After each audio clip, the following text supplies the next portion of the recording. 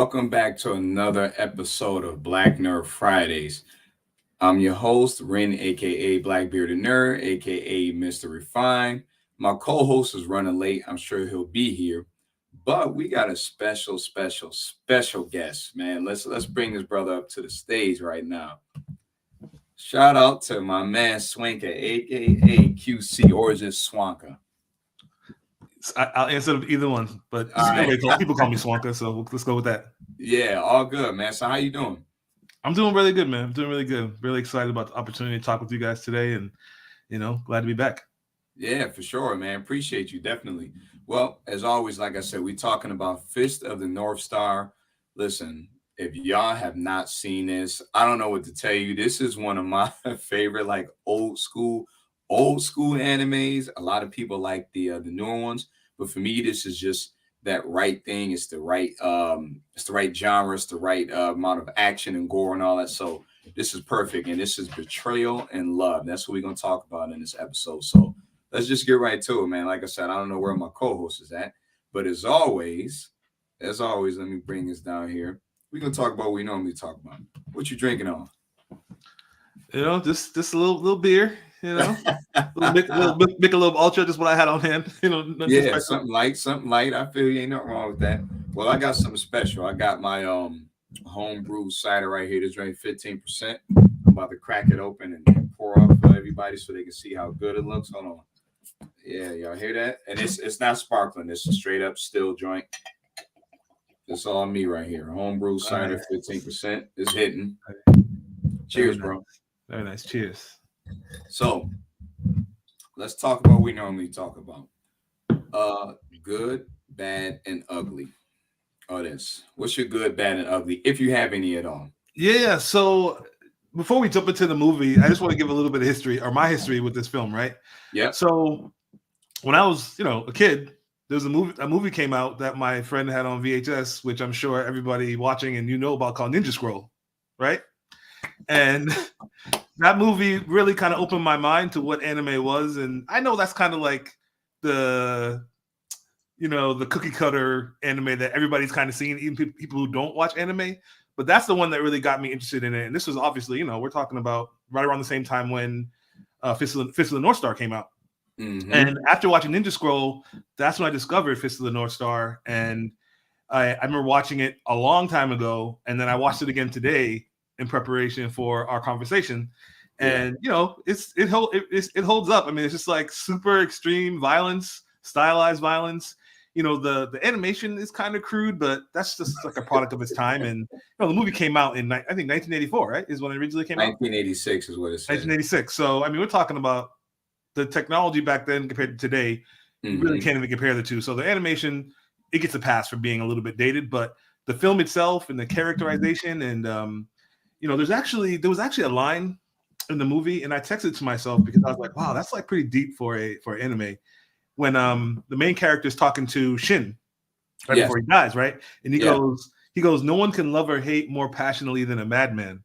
And I was like, damn, that's pretty deep. So that's that line just stood out to me. And so anyway, to come back to the movie in general, as far as good, I think it's just classic anime. You know what I mean? It's like the OG, the old school type of anime that feels a lot different than the stuff that's coming out today. That's like a little more glitzy, a little more overproduced or produced a little bit better because the way the technology is now compared to where it was in 1984, 1986. But no, I mean, it's just Fist of the North Star is just chef's kiss as far as anime, as far as I'm concerned. Agreed. I definitely agree. It's funny that you mentioned that. Yo, there he is. What up? What's going on, man? It's funny. Hold on. Thank you for your patience. Let's see what you sipping on. If you're sipping on anything at all, bro. Oh man, first and foremost, man, shout out to the QC, man. I see you out here working every day, man. You appreciate it. Breaking down like old school movies, classics. Come on, Jean-Claude Van Damme. If nobody likes Jean-Claude Van Damme, I don't know what's wrong with your life. I know, right? But what I'm drinking on, man, is I'm drinking that Upward and Onward. That is the Drake's Barrel House, man. One of my go-tos. This is a 13% ABV stout, alcohol by volume. And I got some homemade cookies from the lady, so I'm about to eat those too. There you go. Yeah, man, I'm gonna pour up and I'm gonna let y'all continue because I definitely I had to watch the English version because I was trying to get the Japanese joint, but it wasn't working, and I knew I couldn't watch it today because I had to be at work. So I had to turn on that YouTube joint, and I watched it and it had me dying laughing with the English versus the Japanese version. Subtitles, hands down, way better because the music is better. The voice acting is just by far amazing. But I was dying laughing at this movie, man. Like, this is definitely a classic 90s. Just it's just like, I'm like, wait a minute, did I skip some training montages? Well, I don't know what happened, man. I was just laughing the whole time. I had a great time with this movie. That's funny, man. It's funny that you said it because I actually agree that I don't agree. I think that the dubbed version is better because you get these funny English voices that are supposed to be how these people sound. And there's a question I have later on pertaining to these English voices. But before we go forward, let me give some highlights and shout outs to this brother QC. As you said, this brother is known for critiquing, writing, and talking about old school and new age films. And we have a lot of things that we like in common. One of them will be our love for Predator stuff, right? And definitely Ridley Scott things like you talked about Legend before. And I wanted D to watch that and he didn't. That is a classic that a lot of people don't know about. I grew up watching that probably 4 or 5 years old. It was the first time I seen it. And it stays in my catalog. It's still there till today. So definitely shout out to you, bro.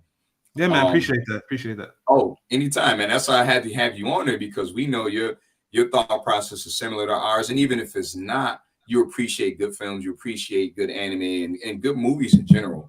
Absolutely. For me, this one, it reminds me of Ninja Scroll. Well, actually, Ninja Scroll reminds me of this. I seen this before I seen Ninja Scroll. And it has some similarities as far as like the gore in there, the action and the martial arts aspect of it, but they take it up like another level with the gore that they do. And they're like some of the moves some of the people do where the guy Ray, where he's just using fingers to slice people in half stuff like that. Classic. It was dope as hell. And one punch could explode your head or it can make your whole body explode, you know what I mean? Depending on where you get hit at. All that stuff is beautiful. The bad for me, a little cheesy at points, you know what I'm saying? But considering it's from the 80s, I expect it to be a little cheesy. And the ugly is pretty much where kind of leading to the next question is we're talking about something made in the 80s. And to me, I feel as if they're discussing things that are still current to this day. The way we're living and the way that we're going with society as far as countries going against each other, humans making decisions on everybody else's lives, where eventually there will be some sort of huge war, nuclear fallout, and how that will transition to how we're living now. So I felt as though that was a movie that was ahead of its time when I watched it. So that's my thoughts on my good, my bad, and my ugly. Now, transitioning perfectly to this next question. What are your thoughts on the effects of the nuclear bombs at the beginning? And I ain't going to UQC. I'm going to D first. Oh yeah, sure. My bad. You know, it should always be yes first, but I got you. No, I'm going to you. You was late. Thoughts on the effects of the nuclear bombing at the beginning. I mean, come on, man. You got this peaceful, serene aspect. I mean, definitely highlighting Japan all day. I mean, the mountain, which I forgot. Yeah, hold on, Daddy's talking. No, my breath. Dang, she got me. She just told me my breath stinky, man. Okay, let Daddy finish. Okay, but I gotta brush my teeth. Yeah, I mean, but then when that happened, man, to see, I think the fallout. I think we don't really realize what a fallout of a nuclear war would do, and I think Japan, because of Hiroshima, and seeing that, especially when you saw the bodies just disintegrate as they were walking, that was very key. But outside of that, they showed outside of that, they showed just the world as a whole getting bombed by different locations, and it was pretty crazy. I'm gonna leave it to QC because my co-host is wild. Yeah. No, I was really just gonna say I really think when you watch a movie that came out in 1986, you watch it in 2022, and you notice any themes that are applicable to the current times, I think that's pretty impressive. And definitely, I feel like there's a case to be made that we're doing a lot to negatively impact the earth, and there's a lot of things that we should be doing differently, I think, in order to take better care of the one planet that we have to live on and for ourselves and our future generations. So in the movie, even though it doesn't explicitly talk about, like obviously like climate change and the different specifics that go with that and how we can, try to do a better job. It really does talk to the fact that it speaks to the fact that the earth is something we got to protect and something that is something we should all be thinking about, and that, these situations, while they seem far-fetched, if we keep going on the route that we're going, you never know what might happen as far as, all the different weather events that we're having and earthquakes from fracking. And, I can go on. There's all kinds of things that impacts that come with our reliance on like fossil fuels, for example. So yeah, no, I definitely think it deals with some themes that if you want to look for them, they're there, that are still relevant in 2022. That is very well said, brother. That was pretty much what I was going to say. So you took the words out of my mouth, like pretty much where the way that we're living, we're headed to disaster if we don't change fast. We're relying upon those fossil fuels. We're relying upon a lot of things that are not native or conducive to the planet that, as you said, that we live on. And at the rate that we're going to get there real fast, especially with these countries, warring with each other, and the United States has to stick their head in there. But as you can see, they were, as Dee said, they were showing kind of what happened in Hiroshima and Nagasaki back in World War II. But at the same time, this is also prevalent to what they envisioned the world to be like if we keep heading in the direction we're heading in. And to me, I thought that was deep. They touched on something that, as I'm going to keep saying, is relevant today, but done back in the 80s. And it's ahead of its time in that aspect, but it's a scary thing. And it's something that we need to pay attention to and be aware of.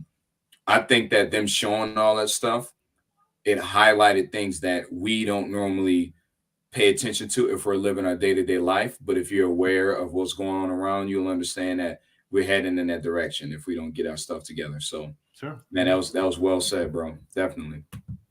All right. So why did Shen take Julia from Kenshiro? Was it desire or just power and control? And I'm gonna go with you, QC. Yeah, I mean, it's one of those things where, I was watching the movie, and this guy is obviously a terrible person, the way he approaches things, and killing Kenshiro in order to take his girl from him, but at the same time, I felt like the moment when Shen dies, when Kenshiro puts I think it's like a dress over him after he dies. Yeah. I really did feel like Kenshiro, even though he obviously wasn't messing with this guy and really knew he was terrible and really probably just deserved to die, it felt like he in some ways felt for him, because even though he was a madman and he was loving in a way that is obviously not the right way to do it, he seemed to genuinely feel some love for Julia and want to be loved back. So I thought that his character, they did a good job, I think, of adding a little bit of pathos and making you actually care about him a little bit, which is not something you typically see in anime from the 1980s, I think. Not that I've seen like a ton of anime from that era, but I guess what I'm saying is I think they did a good job of making somebody who is clearly a villain, but make you care about him just enough where you care when he dies.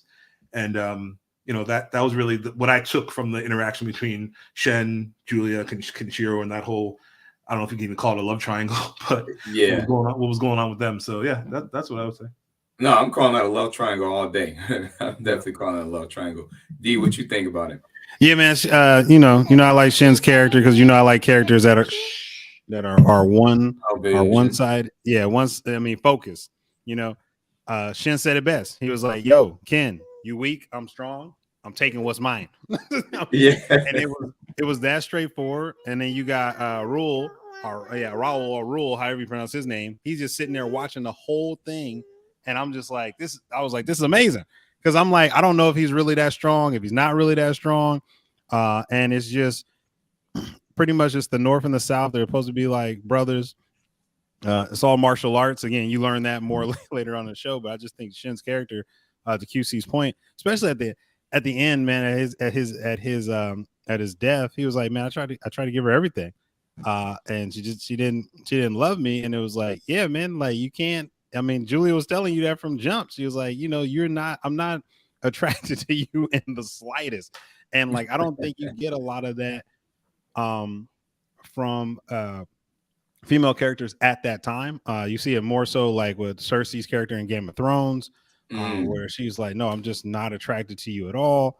And yeah, you know where that goes. But at the end of the day, you see so much of that where Julia's steadfast, like, no, I don't want to be touched or anything. And to be honest, and I'm just keep this 100 when it comes to anime, like for Shen not to attempt to sexually assault her at any point in time, especially when it comes to anime and that type of interaction with a male and female character, that shows a level of like, he was like, no, I'm going to give you the world and make you love me, as he even mentioned it. And she still was like, no.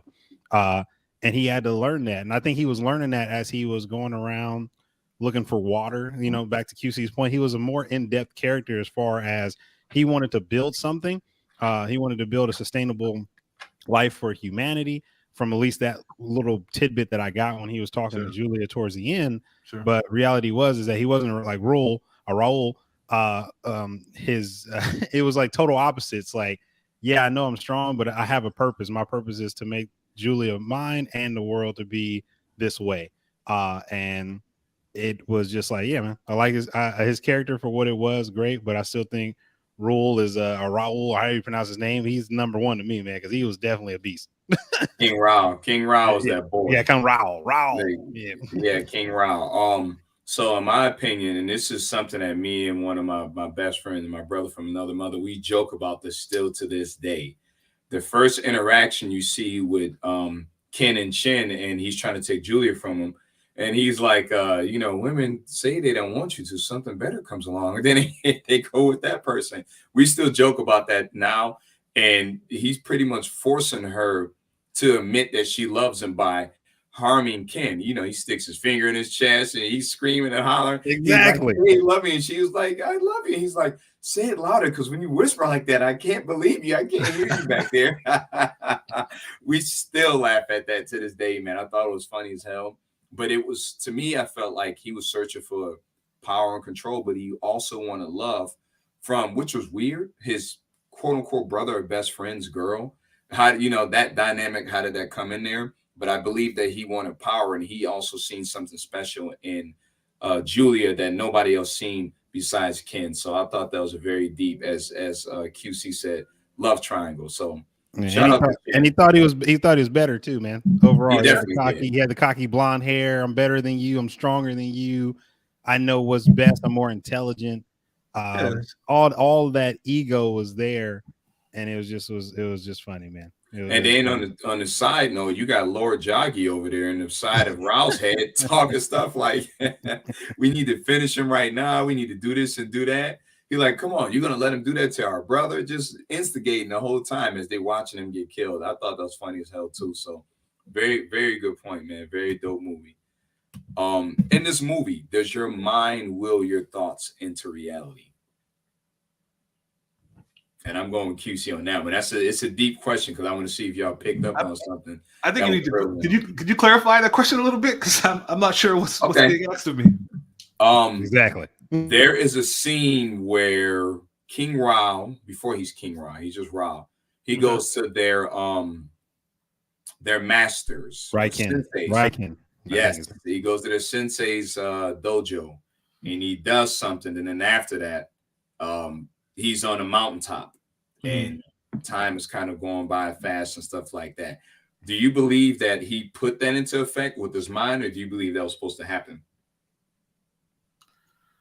Let me put up a spoiler alert. I literally watched this movie like just 2 hours ago. What you're describing to me, like I remember that scene broadly. Yeah. But specifically, I don't remember. I don't know what the hell, if I was just daydreaming or what. But so honestly, I don't know how to answer, because I didn't. You picking up on some things that I didn't pick up on. So that's you know, I messed up in that way. But so I guess I'm gonna have to skip past for now. Man, you go. I got you, QC. I got you, man. As far as like the mind and everything, I think what Sensei Raiken, or Master Raiken, was attempting to teach Raul is that yes, you have all this power, but you don't have empathy. Really, is what he was saying. It was like you don't have this the sense of more than just power can get you anywhere. You have to have a perception more than that. And so Ra went to the mountaintop and was like, I am the fist of the North Star. Show me everything. Show me power or God. I don't know what he was talking to, because, you know, they do show the gods north and south. And I try to get their name down real quick, but I missed it in the Japanese introduction. But he really was, it really seemed like the universe was showing him the future. And a lot of the stuff that he saw in those quick blips actually transpired before. So it really also tied into this aspect of destiny and how you can't escape it. So that's not really answering the question. But I think his will, I think what the question is getting to, Rao's will was like, yes, I am the strongest. And he willed it, and he told the power, he was like, I am the fist of the North Star. Show me. I will it. You will show me. And it showed him. So therefore he thought it and it transpired. But it was pretty crazy. It was real quick too, man. Because I really thought, I knew he was going to kill the sensei, but I was just like, come on, man. Sensei just chilling, bro. Why you got to do sensei like that, man? Why you got to do sensei like that? QC, you remember what we're talking about now? Well, not exactly, but I had a question that I wanted to pose to you guys, if that's okay. Go ahead. QC. All right, so Kenshiro, obviously, and we're going full spoilers, right? Like, yes, sir. Okay, so Kenshiro, he obviously gets killed, quote unquote, in the very first scene of the film, and then later on, he comes back and he's like covered in stone. Exactly, and, right? You know, my question was, what did they ever explain? Like, what happened to him for him to come back? No. I said the same thing. He just showed it, and why was he covered in stone, bro? Can we walking through buildings, knocking buildings down? Like they don't explain it. Hey, we can cut the question off, or if you want to answer it, Mr. Refine. But what I want to say though to that, I'm gonna answer it, but go ahead. Yeah, we come back to that. But I gotta say that QC, I agree, man. I was like, wait a minute, so how you go beast mode, like just unstoppable trance of focus and power of fist of the North Star, and then when you fight Raoul, it's like so it took you heck long when you literally woke up from Lynn crying out without making a sound to the universe, like somebody save me, and this dude is covered literally in rock. It's almost like Avatar: The Last Airbender when Aang fell in the water and the Avatar mode activated and sealed him in a bubble of ice. Yeah. That's what I assumed happened with Ken when he fell down that mountain, is that the fist of the gods or universe, the powers of that concealed him to protect him from all the mountains, which if maybe you rewatch that, a lot of the mountain did not fall when Lord was Jockin or whatever his name is, when he stepped on the mountain and hit it and broke it. It was like little pebbles start falling, not all of the rocks as you would think. So I don't know, man. It was just weird, bro. That adds to, and it's funny that you picked up on that, QC, because that added to my bad on there, like that cheesiness of certain things. So, for example, like everything you're saying, where he was supposedly dead, gets thrown off a cliff, and I don't know how far this cliff was. I'm gonna go probably 2,000-3,000 feet, right? Like Tekken, man. Like Tekken. Yeah, he comes back alive, rocks fully on him. You know what I mean? Just by this girl's voice. And some of their proportions through the movie were way overly, like, just grossly exaggerated, which I loved. I thought it was hilarious. That added to it for me. The steel guy, the guy who turned his body into steel. I got a question about him later normal on. Size, like maybe 6'2", 6'5", to like almost 10, 20 feet tall. I was like, bro, how did that happen? What about when they was stepping on Lynn at the beginning when Ken came? And the dude's foot went from a size 12 to like a size 150 or something. Her full body's under there trying to go against it. Right. Bro, how'd you survive that? Nah. I don't know. I mean, you gotta just let someone. But you think about it, like I'm not. I mean, again, I need to learn more about the Japanese folklore. But I think a lot of times, if you look at a lot of games too, a lot of video games, a lot of certain shows and anime, someone's always being, it's either one or a couple of things happen. Someone's being thrown off a cliff for some reason to get stronger. I don't know why, like Tekken, that happened. I'm trying to think of what other video game. I mean, I think even Zelda for a point in time, like, was maybe something where you got thrown off a cliff or something. It's crazy how that just translates throughout so many things. So now you got to do some homework, man. I got to figure out what's with the mountain. So I don't want to get us off topic. I got you. D, you mentioned Tekken twice. Yes. Did y'all see the Tekken 8 trailer? I did not. No. I want to see it though. I haven't watched the series though. It looks really really good. good. The Zelda trailer looked great too, man. It looks really good. Let's go back because we will go like a whole hour. Go ahead, go back. Keep us focused, Mr. Refine. Yeah, we'll be in a rabbit hole in a second. So I'm gonna go back to this question. Yes, in this case, I feel like your thoughts will your mind into the reality, and Rao proved that by killing his sensei, who I thought was pretty cool because the sensei was indifferent and nonchalant about everything. Like, he pretty much told him, power without perception is virtually useless and therefore no true value. You perceive nothing. Like, you want power, but you have no perception of anything. Bro, the dopest line ever. That's just like Spider-Man's with great power comes great responsibility. And when I heard that twice, and even towards the end when Rao heard his sensei's voice, Raiken's voice again, power without perception is at least nothing. I was like, bro, that's one of my quotes I've been using since I watched this movie. Bars. Literally. But I use it as a joke, but it depends on who I'm talking to. It's a real statement. And when you think about that and how he became the most powerful person in their world or universe, that was all based upon his mind, him willing that reality into what was going on. Here's another one. Did this inspire any video? Did this movie, is what I should have put, inspire any video game or other movie? So I think the answer is definitively yes. So I don't know if you guys ever played a game called, well, it's actually an anime that I've admittedly never seen. I've only played the game, but it's called JoJo's Bizarre Adventure. Bro, yes. I was gonna say this is. So the fighting. There's a character in it might be JoJo who does the exact same. All the stands. Right. The same kind of fighting style of Kenshiro. Yeah. So I'm not sure which came first. I mean, JoJo could have came first. I'm not sure because it's an anime. Nah. You think Fist of the North Star came first? But yeah. So JoJo was definitely inspired. I mean, even the character designs of the characters in JoJo's Bizarre Adventure they're really almost identical in a lot of ways to the character designs in Fist of the North Star. So definitely whoever made JoJo was definitely inspired by the folks that made Fist of the North Star. It's so many shows to QC's point. There's even a show that used to come on Cartoon Network on a Toonami. I think it was JoJo, but it wasn't JoJo's Bizarre Adventure. It was Fist of the Nose Hairs. Like, the dude had a fro and he had this like Gumby type person that walk around with him. And when I was watching Fist of the North Star, it was like funny because the dude would do like Fist of the Nose Hairs and his hairs would come out and like start doing hella punches and stuff. But like I think overall this anime really set the tone for like artwork, because when you watch the HD rendition, you can see that a lot of people drew all those scenes by hand, which is just, to me, is still amazing at that time. And I just think that this I talk about Tekken a lot because even in Tekken or the Tekken anime, like the main character protagonist, not the new Tekken that's on Netflix, but I think his father or whatever, he threw him off a mountain too, saying like only if you're a cub or lion, if I'm a lion and you got two cubs, the one that crawls back up to survive will be king or something like that. So it's so many things, man, and just that whole unstoppable. I mean, I got Dragon Ball Z. And watching Fist of the North Star when like Raul and Ken started to fight and they went like Super Saiyan on it, and I was just like, okay. I mean, and Raul, come on, man, Raul was on a horse. I just think of Legend of Zelda and whatever the bad guy's name is, Gandorf or Gandar or whatever his name is.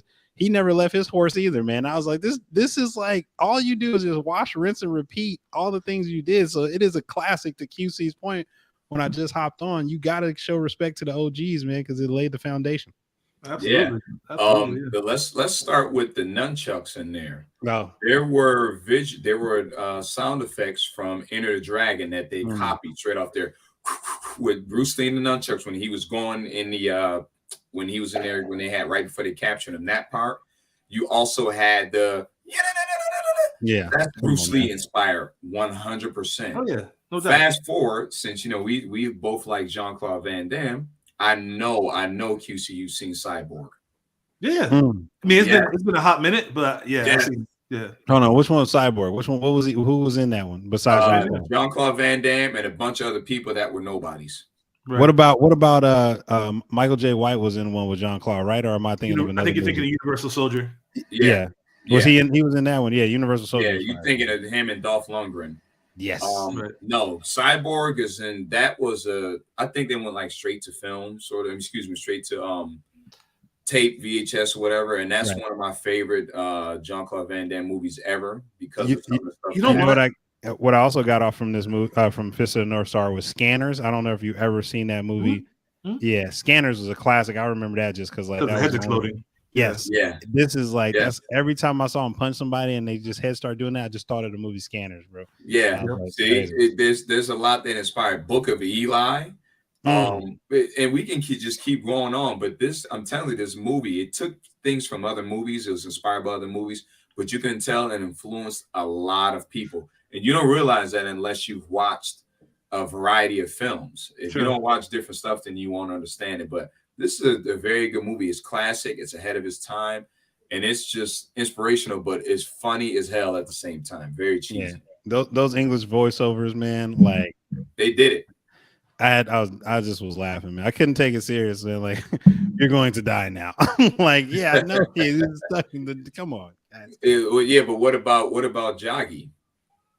Jaggy's in bed sleeping, and he's thinking about how he ended up with the things on his head and stuff. And his servant comes in, Jackal, and he hears him. He sees his face without the mask on, and he's like, "Oh, Jackal, I thought you could deal with anything." He hits him one time, and his head explodes. Man. I'm like, it just ends. It's endless as far as the funny stuff that's in here. So, how special was Lynn, the young girl, and her connection to the planet? So I really felt like she kind of represented like what I view as she's the audience, right? So she's like a regular person amidst all this crazy stuff going on, people just getting sliced and diced and whatnot. So I thought her connection to the planet and her character in general was very important because she was the one that really you're supposed to relate to, and the one that as an audience we're really wanting to see her be safe and wanting to see the Earth, persist so she can go on and live a normal life. So I think she was very important to the story because without her, there really wasn't any other than Kenshiro, who's obviously the primary protagonist.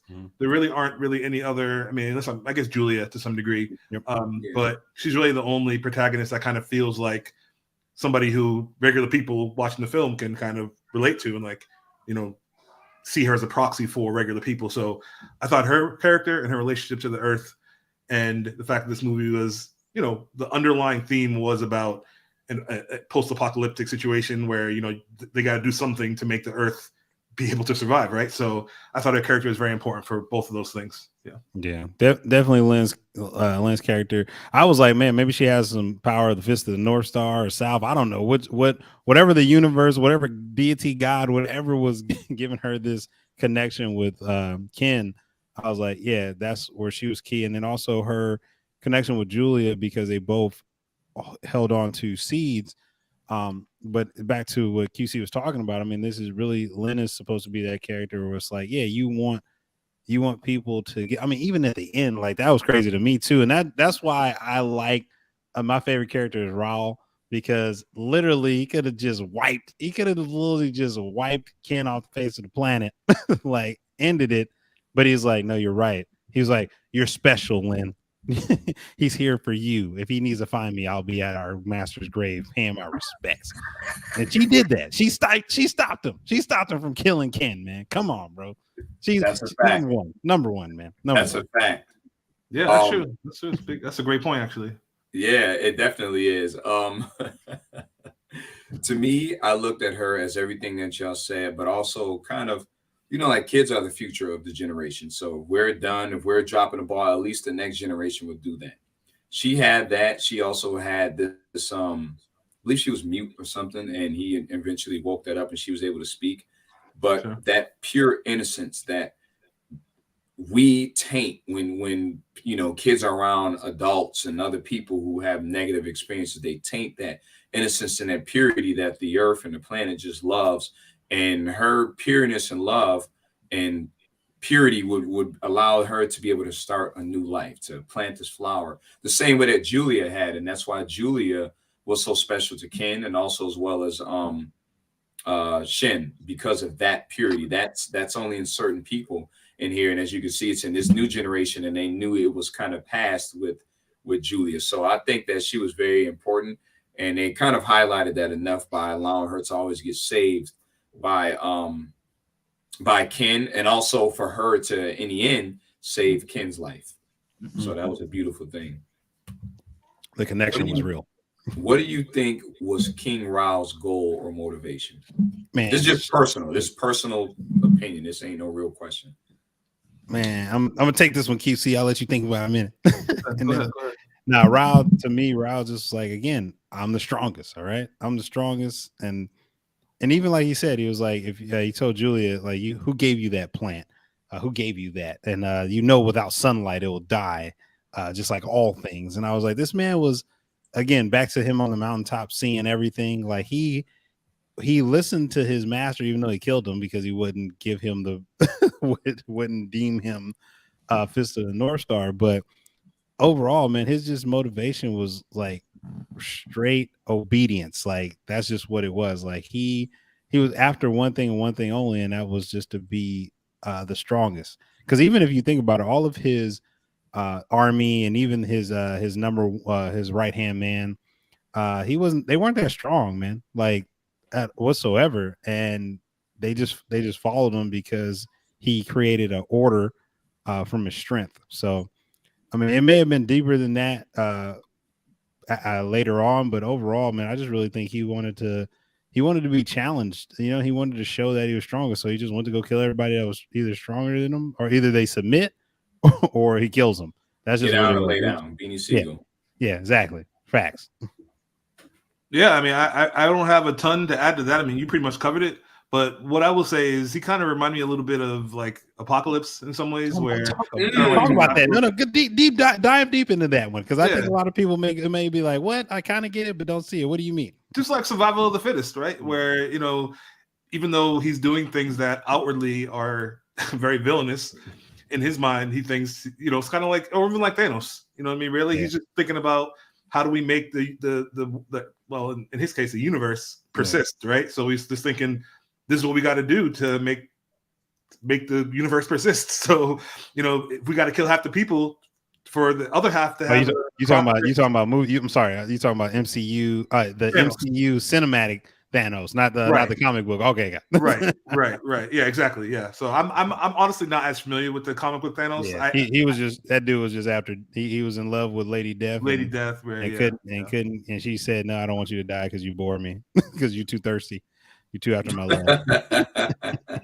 you too love struck. Go ahead. I agree with both of y'all. Yeah, but no, it's just really I think both those characters, Thanos, MCU Thanos, and Apocalypse, really the idea is to sacrifice people for the people that survive to have a better existence, which sounds awful, but in their minds that it's a typical thing. They're the villains, but in their own minds, they're the hero, right? They think that what they're doing is the right thing. There's no good and no bad. As someone recently told me, there's only interest, and that is Dr. Greg Carr. Dr. Greg Carr, shout out to them. Shout out to Dr. Greg Carr. In class with Carr every Saturday, 9 a.m. Pacific Standard Time. All right now.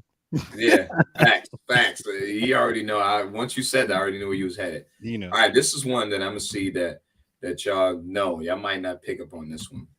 It's an Easter egg. Who was the voice? Now remember, dubbed, of the Metal Man. The guy who was the metal, turned his body into metal. Who was the voice of him? The English version? I don't know. Actors in this film, actually. Yeah, the English version. I don't know. Yeah, I'm not familiar with the voice actors. Yeah. Shredder. Oh, Ninja Turtles. The black dude from Fresh Prince. You talking about Uncle Phil? Uncle Phil. Yes. Uncle Phil, the voice of Shredder? Yes. Shredder's voice. Yeah. Yes. What? The cartoon version of Shredder? That was Uncle Phil? He was a very accomplished voice actor on top of being an actor. Bro, that's like dude from Deep Space Nine who played Goliath. I mean, he's a voice actor for Goliath. That's crazy, man. Uncle Phil. And is in Greenleaf and Dead Presidents and a bunch of other movies. I think he passed away, right? He passed away, right? No, we're talking about David, I can't think of his name, but the dude who plays Goliath and Oh, okay. Yeah, he's from Deep Space Nine, though, right? The guy with the ball head on Deep Space Nine, the captain. That's the same guy. That I think he's talking about the guy who had the jewel or whatever on his head. No, that's not. He didn't play Goliath. Yeah, that's what we're talking about. The jewel on his head, but no, the Deep Space Nine person is not the guy from Greenleaf and Dead Presidents and all that. Okay. Yeah, but he played. I thought the guy from Deep Space Nine played Goliath. Am I wrong? I thought that was his voice. I never watched Deep Space Nine. Okay, you never did. Yeah, my bad. I gotta look him up now. I got homework to do. Yeah. But I figured y'all would have picked up on this one. I thought y'all knew that voice. Was Shredder, though, man. No, I didn't know. R.I.P. Uncle Phil, for real. Yeah. You only found that I ever knew. Okay, shout out J. Cole, man. Love that, man. That was good. This is a question I had, but it's kind of, we already answered that. And this is my last one right here. Keep it real short and simple. What's y'all thoughts on the ending? Go ahead, QC. So I like the ending. I mean, it obviously ends on a positive note, which I think is good. And I think for a film like this, where it's just like super extreme violence, pretty much from beginning to end, and just like pretty much everybody, comes on screen, does some stuff, and then is just obliterated not too long after that, to have it kind of end on a more positive note that is uplifting and that kind of gives you the notion that maybe that this universe, this world that they're existing in, is going to be okay. I think I like that. Yeah. I got bamboozled because I definitely thought that Ken, when he was still searching for Julia at the end, that the trees and the water and everything was something that she was doing over time. Like it was like a time lapse or whatever. And then like he just came to and it was still desert. And I was like, hey, what the hell happened to Julia? Because Julia got blown away with all the kids when they went Super Saiyan and was fighting up in the sky and destroying, like literally crumbling the area around them. It just was like, oh, that's cool, because like it's more so, it's not just Julia being this damsel in distress. It really is this aspiration of Ken to have the earth back to what they were told it was like, the greenery and the trees and everything of that nature. And really, she wants to, she's moving forward because she just wants to protect him, I guess, in some shape, way, or form. But you don't know because you just don't see her character literally after the fight. Like that, to me, I was like, was really cool because, like they said, Julia just, I mean, they were like, she just disappeared. She just left. And I was like, is she dead? I hope she's not dead, because they never show you. But just like what QC said, I mean, Ken goes from getting his ass whooped to being this unstoppable being in rock, so without any explanation. So hopefully she's still alive and he finds her, because I didn't know if there's a Fist of the North Star too.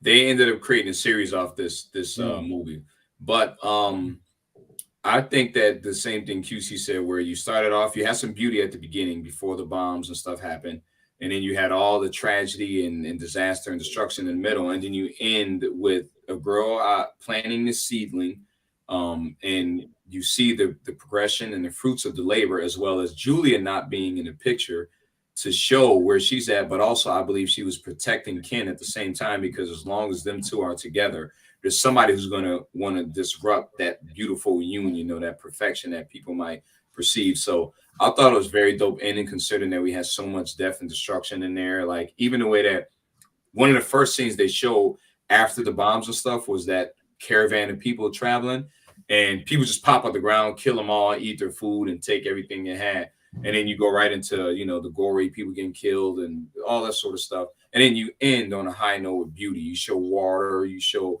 rivers and lakes and greenery and stuff. I thought it was a very well put together movie, just overall, and something that I'm going to keep saying that inspired a lot of other movies to follow in its suit, and a classic. If you haven't watched this, you got to check it out. Now we're about to just free for all, because I've been waiting to just chop it up and talk about nothing.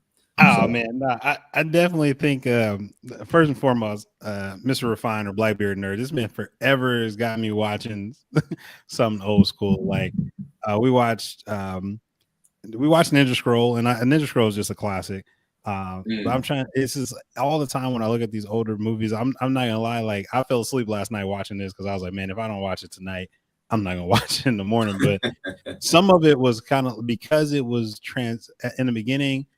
when Ken wakes up, it transitions very fast. Like, okay, we're moving along, and then it's just like, because there's no, and again, this is looking at it from today's time, but because there's no build up, like when you watch Dragon Ball Z, which again, I think Dragon Ball Z takes a lot.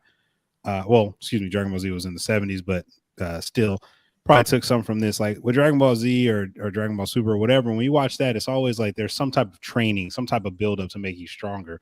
With this, you don't see it. Everything's in the background. Everything is kind of like how House of Dragons is now. And I know QC, I'm talking about that later.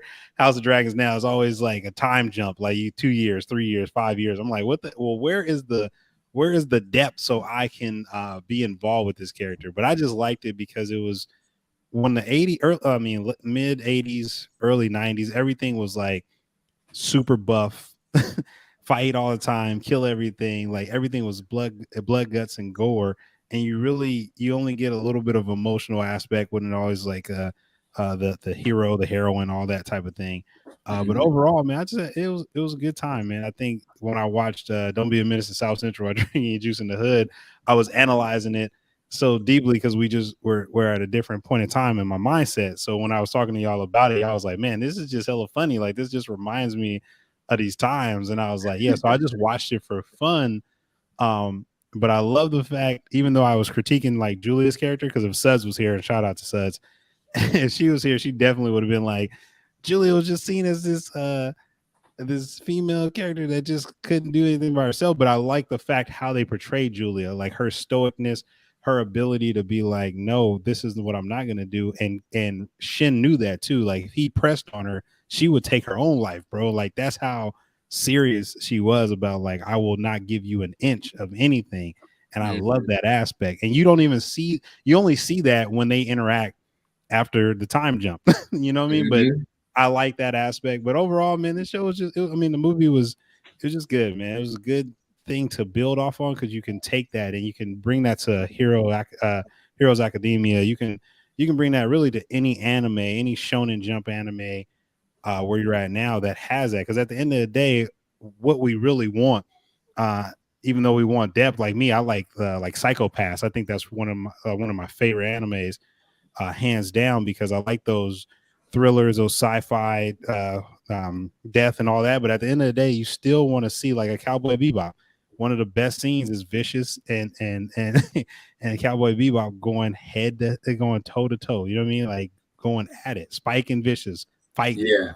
Guns, knives, and fists. Like that's what we want, man. Like we got that primal aspect to it. So definitely. It's funny you say that because when you think about Fist of the North Star, if you ever get a chance to watch Cyborg, watch it.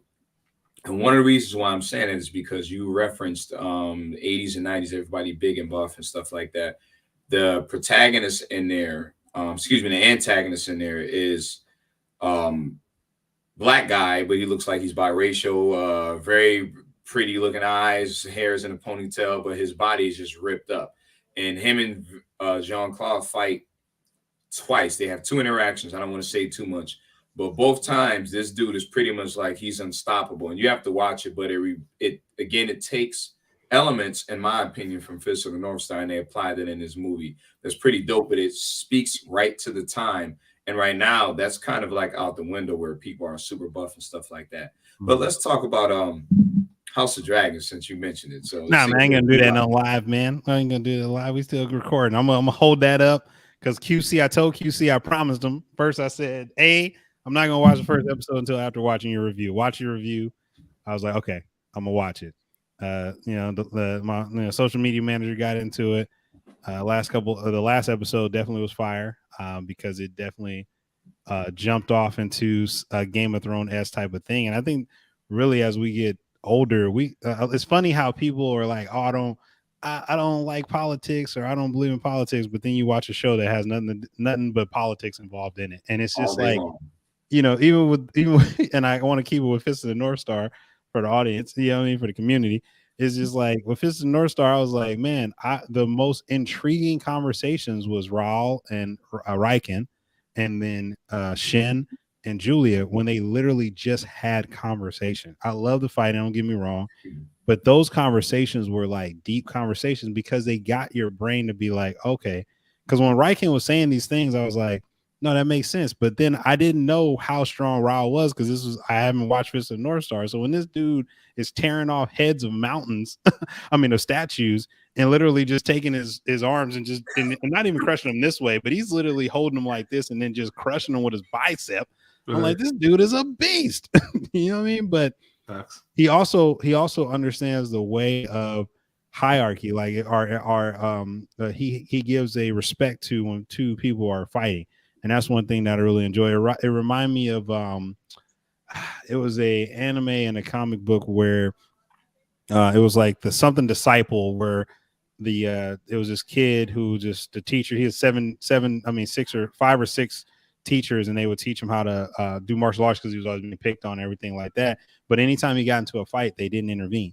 They were just like, yo, you got to protect yourself. And it's like but it was things that they were teaching him that he had to learn. He had to learn like when to fight, when not to fight, even if someone was pressing him to fight. So I just enjoyed seeing Raul's character, and I take it farther than what they showed in Fist of the North Star because I was like, okay, the things that I see from this character could build so much more, and I'm glad that he did not die, and I'm also glad he didn't kill Ken because even though they did the series, I was like, this is what he still said. This, you're my brother. You know what I mean? Like, I want to kill you, but you're still my brother. And minus Lynn, I think that respect was there too because you've grown stronger from when you got your ass whooped by Shen the first time, man. So yeah, definitely good times. But let me shut up, man. QC, it's all on you, man. You just say whatever you want to, brother. Yeah. So regarding House of the Dragon, I'm enjoying it. It reminds me a lot of the first seasons of Game of Thrones, where the focus is less on kind of action and more on, the Game of Thrones and the struggle between all these different people that are just trying to stay in power and trying to make sure that future generations are set up to maintain that power. So the episode, so not the most recent one, but I don't know. We going spoilers on House of the Dragon? I don't know, man, because I don't know where he at, and I thought we were right ahead with it. All I'm gonna say is so not the most recent episode, but the one before with Rhaenyra, where it was like her like hot girl summer episode. Oh yeah. Did you guys have? Yeah, I saw that, man. I didn't like that episode, man. You didn't like that one? That was my favorite episode so far. So come on, man. The latest episode is my favorite episode, man. I honestly liked all of it equally as much. So, but you do for House of Dragons, man. I can't wait to talk to review when this season's over, man, so we can really get on your show and go in depth on it, man. Because I'm not gonna lie, anytime they focus on the main characters, the lords or Rhaenyra or father or whatever, I just fall asleep. I just like, come on, speed it up. Talking about the Viserys. Yeah, whatever his name is. But when they start focusing on like Damien or other people like that, I'm just like, yeah, I knew you was gonna love Damien. I knew it. I knew I was gonna love Damien, man. And Damien ain't nothing but a piece of shit, bro. But I mean, he's a Targaryen, so I can look at him in a different light because I already know they have incest babies. Okay, he's probably an incest baby, so that is, that's already been established in this. Minus Lord Corlys, looking at a brother with dreads, but they blind. I love that. Yeah, I couldn't respect it before. I got I love the melanated people in the show, but I was like, you about to give your daughter a brother? Nah, man. I know you looking in his as a dad. I mean, a girl dad. I was like, I'm about to go through the window. I'm about to go through the screen on you, bro. You giving it like an 8-year-old child. That's the one he was about to wet out. He's about to betroth her, but that didn't happen. But I think the series is interesting, man. It's going to be a very good one. They're probably going to have several seasons out of this. And the reason why I like it, it gives you more depth onto where Daenerys came from. And if you pay attention to their names, a lot of their names are reused, which we do that too in our culture as well. But a lot of their names are reused. But there's some other things I want to talk to y'all, governance wise when it comes to that. Yeah, we can do that offline because we know you're still alive, right? Yeah. Okay, we're gonna end it in a minute because I want to say a few things. I don't want to keep QC too long. I was like, no, you're good. You're good. So I wanted to actually ask you guys if I have carte blanche. Yeah, go ahead, man. It's all good, man. So did you guys see Prey? I wanted to see that, and I saw your the little okay. You need to do that. You should probably do that when we get off the stream tonight, because that movie. If you're a Predator fan, I mean, I grew up like Predator, the original Predator, Predator 2, Predators. Come on, man. Yeah, you know, definitely. even the Alien, show, all the Alien versus Predator, all that was great. Yep. Yeah, well, they're not great movies, but no. I mean, I'm saying as far as like watching them, if you're a fan, right. I think once you become a fan, you watch it and you're like, okay, I like this, I didn't like that, and you know the franchise is going to continue over and over. I mean, like some Predator and Alien is just something to me like where, I mean, come on, man, like people they literally created comic books about it that where the planet got completely taken over by the xenomorphs, and now it's just people fighting back trying to survive, like, and that was a comic series and it's still running, like, so those are the things. But yeah, I definitely need to see Prey. There's a lot of movies. You have to watch Prey. Yeah, there's a lot of movies that I want to look at, and I think what I'm learning too, man, is the like having this, and I'm glad you got on QC, man, because when I watch the stuff that you do, not just on social media, but when I go to your YouTube as well, I'm just like, yeah, man, like he just putting in. I know you still got your 9 to 5 and you working, but you also it's something of it becomes you have to make it something that you do consistently, and don't worry about. And Mr. Refine says this, and Ren says all the time. It's just, man, don't worry about who's looking now, because whatever's new, whatever's in the vision that you have, nobody else sees it because it's your vision. So you got to just keep doing it, and you've been doing it, man. You know, and I want to definitely continue to say that from when I see you interviewing these actors, and like I told you, the first time when you had the international ladies that do reviews, and they had you on the show, I was like, oh yeah, it's a wrap. It's a wrap. It's like it went from there to go to do this, because I know you spend the time to do it. I mean, you do your reels, you do the breakdowns, all those things, and you really have a passion for it, as you said when we had our interview, man. So I'm just glad that you continue to push, because we just need more people that look like us that can break it down, man. Like, you know, I want you to have the I gave it a thumbs up type of thing, or whatever review that you're gonna do when you on, you know, not just national TV but streaming wise too. And yeah, it's just good times, man. Good times. Yeah, no, listen, I really appreciate that. You know, that means a lot to me that you would say that. You know, I'm definitely passionate about entertainment and about you know, trying to put out content that I enjoy and that I think other people might enjoy as well. And that's really all I'm doing. And it's gone pretty good. You know, I launched over 2 years ago at this point. It was 2 years in August when I launched the QC. So it's going good. And I appreciate your kind words. I appreciate the support of both you guys, the support of Black Nerd Fridays, and it's been a lot of fun interacting with you guys on social media and doing things like this. And, you know, I hope as we both continue to grow and thrive, we can bring other people on and just keep it jumping, just keep doing more. There's so many things in my head as far as like other people who do podcasts. I want to do just a whole month of bringing them on, but just in general, I just want that community to keep building. I mean, there's like the DreamCon, shout out to RDC World. I want to go to one of those. They moved up in there, and they're in Austin, Texas, I believe. So that's crazy. Like, that's a bigger venue. You got, you know, Fantastic Frankie, who, you know, Ren already know.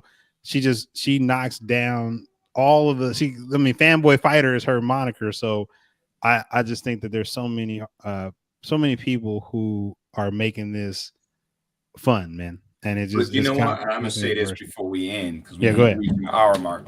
I gotta give shout out to QC specifically, because with the supporters and respect that he has, he always makes it his time to respond and also show up if he's asked to show up. There's people who don't respond at all. So shout out to you, brother, like for real. And people in the diaspora who will see a message and not respond, or respond and be like, I can't do it, but you'll go do something else. So we definitely appreciate you for taking your time up, because you could have been doing anything else. But you here with us on Black Nerd Fridays. Really, I appreciate that, man. I'm not talking Hove. Yeah, no, I see it as an honor to be able to appear on your show and talk to you guys about movies and do this kind of stuff. I mean, it's fun for me, one, and then two, like, and we talked about this a little bit offline, where I've had it's been a challenge for me trying to meet other people of color who are doing this kind of work and who are wanting to not just collaborate, but even just like, you know, I go and follow them.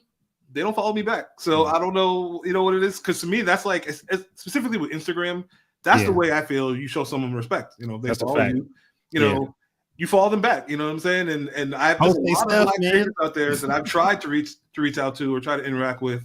Not always, and I'm just surprised at the lack of kind of and I think too because everyone is stretched on so many different platforms. I mean, you have I know I've been thinking about switching over to fan base because it's Black owned and like you can do more with it, but because people got so used to Instagram, their thing is like, okay, this is just a play on Instagram. You got people on TikTok, which I haven't used TikTok much at all. Like just it's constantly evolving, and I think everybody's so in a rush to keep up with the trend that they don't focus on building their community. And their community is the people. Yes, the people, and it's people like I said, like us. For Ren to say not only that you respond, but you to come on the show. But not only that, to come on the show, but then us showing you love. Like I've been spending a lot more time when I have downtime at work to make sure that I'm putting people on the stories, because I've been noticing that, okay, yeah, I can hit the like button or the heart symbol on Instagram, or I can go to TikTok or whatever, but I have to project them forward, because it's when you become of service. And a shout out to Earn Your Leisure and Ian Dunlap, Master Investor.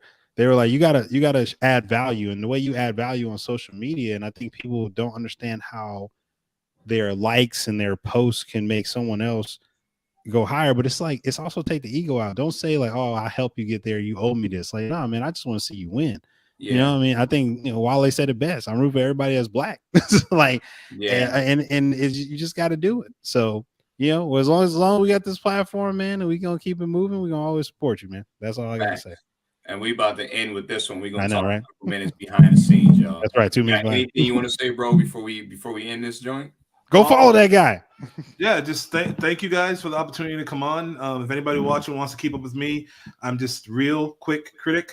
One word: Instagram, TikTok, Facebook. So feel free to follow, and would love to see you guys there.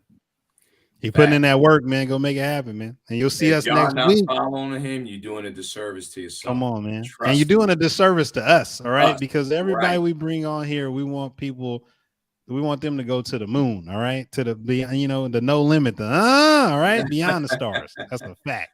Appreciate you. All right, y'all. We'll see y'all again every Friday on Black Nerd Fridays, y'all. Peace. And hold up, QC, for you before we end, man. We're gonna talk to you before we go. Oh yeah, for sure. Okay.